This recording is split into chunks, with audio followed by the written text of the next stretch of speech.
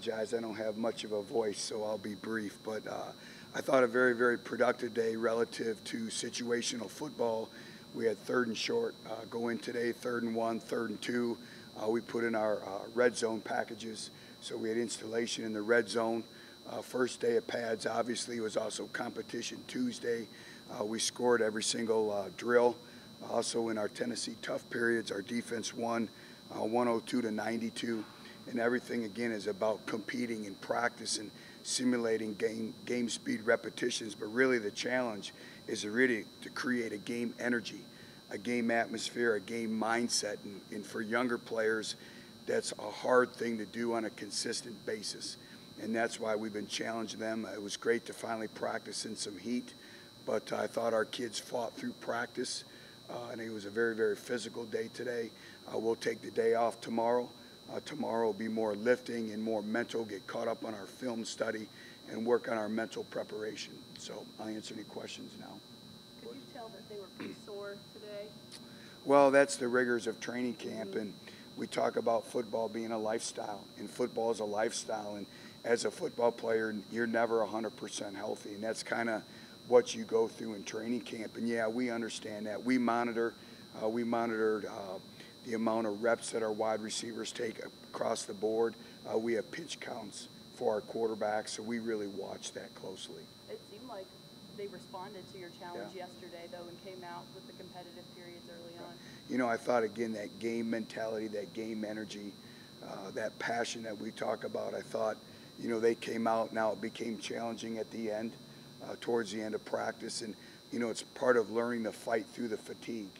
And, you know, great conditioned players are rewarded in football. Football rewards those in great condition, both mentally and physically. But we have great teaching opportunities tonight and tomorrow with a lot of film.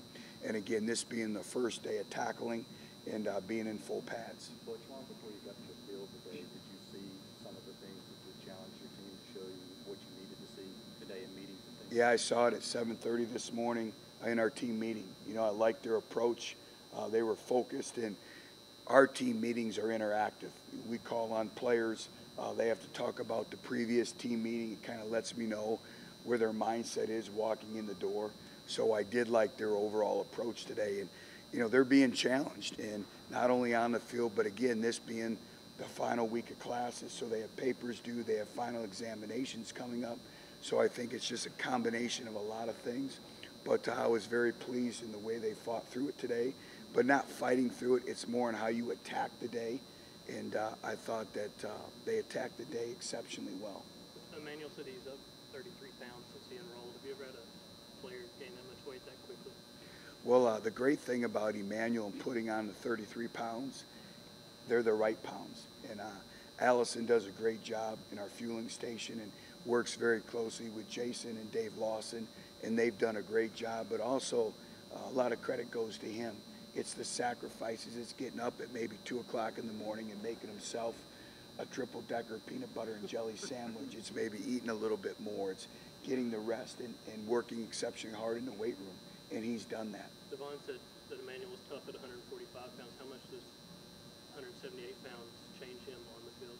Well, his style of play has never changed in terms of his swagger, his competitive nature, his instincts. But obviously he's playing a lot more physical just because of the added strength. Now he needs to continue to go. You know, he can't play at this level at that weight, and he knows that, and he's continued to work through it. But Emmanuel Mosley's been one of those individuals that's been, you know, a great to see in training camp. He's been extremely consistent each and every day.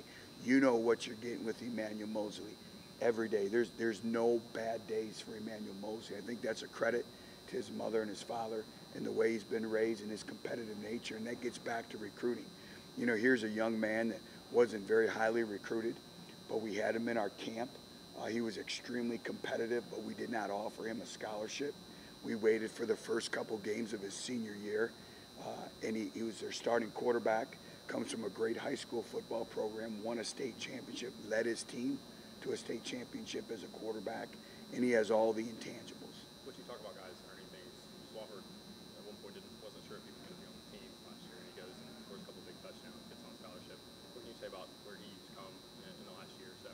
Well, Well, Devon is one of those individuals too, just like Emmanuel, that's put a lot of weight on. And he's really done exceptionally well in the strength and conditioning area. And we've challenged him. He's playing safety now. But Swafford brings it every day. We're going to need him on special teams, and he's continuing to evolve in terms of his football intelligence.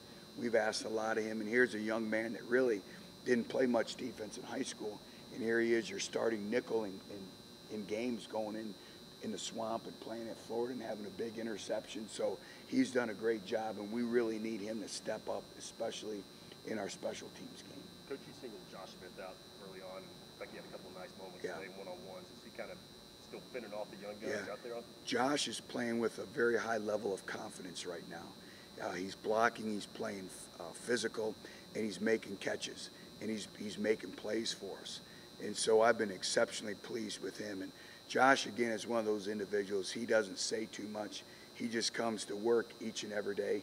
And so far, I've been very, very proud of him, and I know Coach Z's excited about him. And for a young kid like Vic that came in, didn't have the spring, how big of a challenge has he got to get enough playbook to where he can maybe have a chance to contribute early? Well, it's a great challenge, but I think it's a tribute to him how he's performing right now. He didn't get here to June.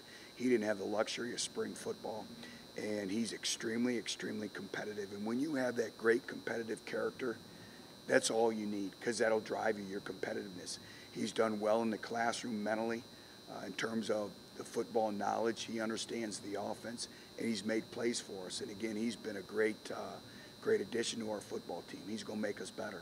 How much have y'all benefited from having the whole staff back here for returning in tag? You talked about trying to let these players know what y'all are expecting from them. In that regard, how has it helped? Well, it's helped immensely. You can't put a price tag on it. It's been invaluable. And again, I've said it, as you win with consistent messaging, you can't waver. And there's a plan to win here. And sometimes that plan to win takes time. But if you follow the plan, it'll happen. And these coaches know it because we've been through it together. And now being through it a year here at Tennessee, they understand. But everything is about relationships. And you earn trust every single day. And we have the relationships with our players, but also as a staff. Our wives are best friends. When we have free time, I find myself we're spending time with each other, and I think we do a great job of really feeding off of each other, playing off of each other's strengths and knowing each other. And we can laugh about it, but you can see also our coaching staff is as competitive as anyone, and we get into competitive situations, that competitive juices, the competitive fire starts to burn a little bit. But I'm very proud of our staff so far, and they really have done a great job of really mentoring and teaching. Butch, have you seen leadership strides from A.J. Johnson with some of the younger linebackers so far, like Chris Weatherd and Dylan Bates? I do, not just at the linebacker position, and that's where we really challenged our team is, we talk about power of the position, but really it's power of the team. A.J. Johnson needs to get around the offensive players.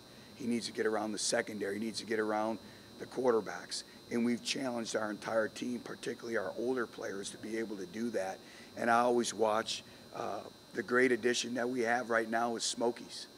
And it's a tribute to the vision here with Dave Hart and the administration, because to me, those are the little things that people don't see, is that's where your team bonds. That's where they come together. You go downstairs, you eat together. You have a first-class facility now with great food. And our players stay there and they hang out with each other. And I always watch where they sit.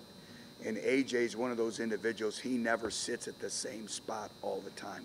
And it's about building those relationships. Do you have an update on Cody Blank? Yeah, he's out for the year. We got the results back. It's Achilles tendon and it's torn, so he'll miss this year. Just with the pads going on today for the first time, full pads, anyone stand out kind of from a physical perspective, a real tactical hitter, a tackler? I'm going to wait to see till I watch the video, and we did some live one-on-one tackling. AJ got a few reps, but not a lot of reps. Same thing with Kurt Majit. We really wanted to see our younger players, see their physicality, see how they played instinctively when the pads came on. So I'll know a little bit more after I watch the video. Butch, do you plan on Last serving one. Saturday? Yes. Thanks, guys. Thank you.